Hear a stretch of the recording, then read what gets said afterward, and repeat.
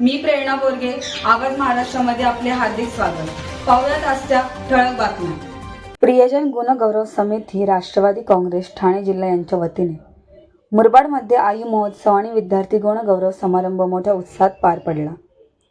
या कार्यक्रमाच्या उद्घाटक राज्याच्या उपमुख्यमंत्री सुनेत्रा अजित पवार ह्या होत्या, तर समारंभाच्या अध्यक्षस्थानी राष्ट्रवादीचे महाराष्ट्र प्रदेश उपाध्यक्ष प्रमोद हिंदूराव हे होते। या प्रसंगी उपमुख्यमंत्री सुनेत्रा पवार यांच्या हस्ते मातांचा विशेष सन्मान करण्यात आला। आपल्या भाषणात श्रीमती पवार म्हणाल्या की प्रमोद हिंदूराव यांनी मातृशक्तीचा गौरव करून खूप मोठे काम केले आहे। राष्ट्रवादीच्या कार्यकर्त्यांच्या विकास कामासाठी निधी उपलब्ध करून देणार असल्याची ग्वाही त्यांनी दिली। मंजूर करून महिलांना अधिकृत शेतकरी म्हणून कायदेशीर मान्यता देणारं हे देशातील पहिलं राज्य ठरलं आहे। शेतात पुरुषांच्या बरोबरीने राबणाऱ्या महिलांना अनेक वर्ष न्याय मिळाला नव्हता। त्या कठोर परिश्रम करत होत्या, प्रत्येक जबाबदाऱ्या त्याच उचलत होत्या, पण त्यांना अधिकार नव्हते। आणि म्हणूनच महायुती सरकारनं हा ऐतिहासिक अन्याय दूर करण्याचं काम केलेलं आहे। हा निर्णय शेती आणि मातीत राबणाऱ्या लाखो कष्टकरी महिलांच्या स्वाभिमानाला बळ देणार आहे। आपल्याला माहिती आहे की महिलांच्या सक्षमीकरणासाठी महायुती सरकार अनेक महत्त्वपूर्ण निर्णय घेत आहे। आदरणीय अजितदादांच्या नेतृत्वाखाली माझी लाडकी बहीण योजना, पिंक ई रिक्षा योजना, स्वयंरोजगार, शिक्षण, आर्थिक स्वावलंबन आणि महिला सक्षमीकरणासाठी विविध योजनांचं प्रभावीपणे राबवलेल्या आपल्याला सर्वांना माहिती आहे। राष्ट्रवादी काँग्रेस पक्षाने देखील नेहमीच समाजातील सर्वसामान्य माणूस केंद्रस्थानी ठेवून आपलं काम केलेलं आहे। महिला, शेतकरी, विद्यार्थी, युवक, कष्टकरी आणि ज्येष्ठ नागरिक अशा प्रत्येक घटकांचा विकास हेच आमचं ध्येय राहिलेलं आहे। महिलांचा सन्मान हा केवळ घोषणांमध्ये नसून शासनाच्या निर्णयामध्ये आणि धोरणामध्ये तो दिसून येतो। आज सन्मानित होणाऱ्या सर्व मातांचं आणि गुणवंत विद्यार्थ्यांचं, त्यांच्या पालकांचं आणि शिक्षकांचं आणि या भव्य कार्यक्रमाची यशस्वी आयोजन करणाऱ्या प्रमोदजी हिंदूराव, प्रतीक आणि सौरभ आणि त्यांची सर्व टीम यांचे मी मनापासून अभिनंदन करते। आताच काही जणांची मनोगत व्यक्त झाली, त्याच्यामध्ये प्रशांत येगडे यांची मागणी होते, सत्तेत असूनही कार्यकर्त्यांना निधी मिळत। पहिलंच भाषण केलं पण अतिशय चांगलं भाषण झालं असं मी म्हणेन। दादांना नक्की समाधान वाटलं असेल। आणि त्यांनी ज्या ज्या मागण्या केल्या होत्या मुरबाडच्या बाबतीमध्ये किंवा अनेक गोष्टी त्यांनी सांगितल्या, त्यांची मी दखल घेऊन त्याही चौकशी करून सगळ्या गोष्टी कशा नीट होतील यासाठी मी नक्कीच प्रयत्न करेल असं मी आपल्या सर्वांच्या साक्षीनं सांगू इच्छिते। तसेच आपण या कार्यक्रमासाठी मला बोलवलं, अनेक वर्षांनी इकडे येऊन मलाही खूप बरं वाटलं। खरं तर आज मला सकाळीच मोशीला जायचं होतं, तिथे अत्यंत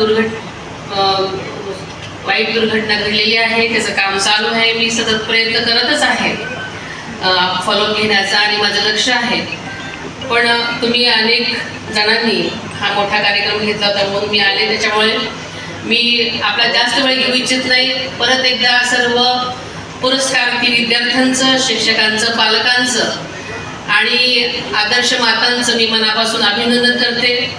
विद्यार्थ्यांच्या पुढच्या भविष्यासाठी खूप खूप त्यांना मी मनापासून शुभेच्छा देते। त्यांच्या यशस्वी आयुष्यासाठी त्यांनी सतत हार्डवर्क केलं तर नक्की यश मिळेल असं दादा सांगू इच्छिते आणि परत एकदा त्यांचं अभिनंदन करते आणि तेच थांबते। जय हिंद, जय महाराष्ट्र।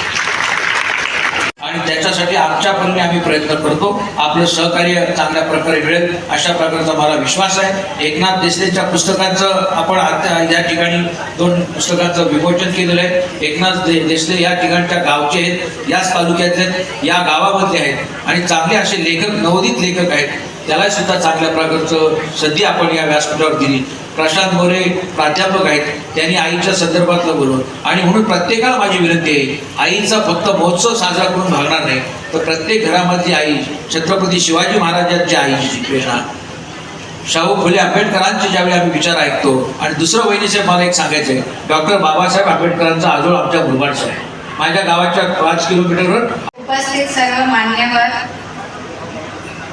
माननीय उपमुख्यमंत्री श्रीमती सुनेत्रा वहिनी साहेब अजितदादा पवार या आपल्या इथे उद्घाटन म्हणून कार्यक्रमाला लाभलेल्या आहेत. त्याचप्रमाणे श्री प्रमोद इंदुराव उपाध्यक्ष राष्ट्रवादी काँग्रेस पक्ष, शहापूरचे आमदार साहेब दौलत दरोडा साहेब, महोत्सव आणि विद्यार्थी गुणगौरव समारंभ आयोजित केलेला आहे. त्या निमित्ताने आपण सर्व येथे आज जमलो आहोत.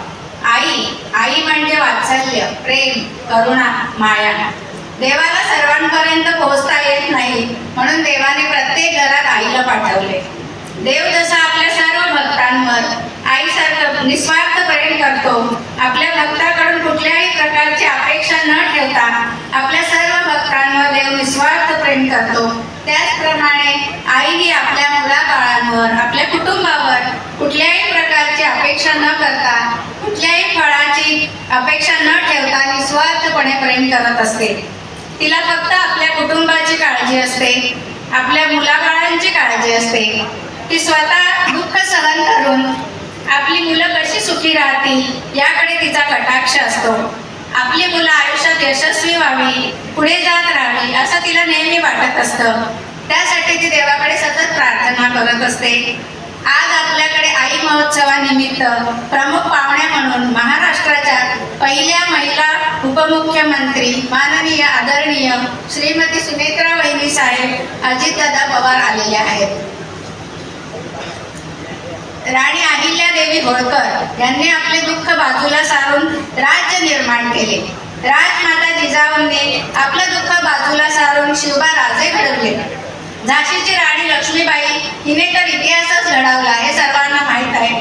त्याचप्रमाणे आज आपल्या इथे आलेल्या पाहुण्या आदरणीय सुनेत्रा वहिनी साहेबांनी आपल्यावर आलेल्या एवढ्या मोठ्या संकटाला सामोरे जाऊन धीराने तोंड दिले.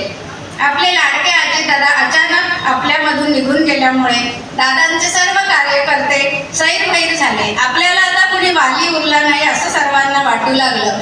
परंतु आपल्या अजितदादांची जागा फक्त आपले वहिनी साहेबच घेऊ शकतील असा विश्वास सर्व कार्यकर्त्यांना वाटला.